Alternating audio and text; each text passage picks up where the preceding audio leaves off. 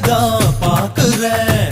காதல் என்பது ஆந்தையை போலே நைட்டு முழுவதும் முழிக்கும். கம்பன் வீட்டு நாயை போலே கவிதையா அது குறைக்கும். அவ தும்மல் அழகுடா, பிம்பிள் அழகுடா, சோம்பல் அழகுடா, வசந்தம்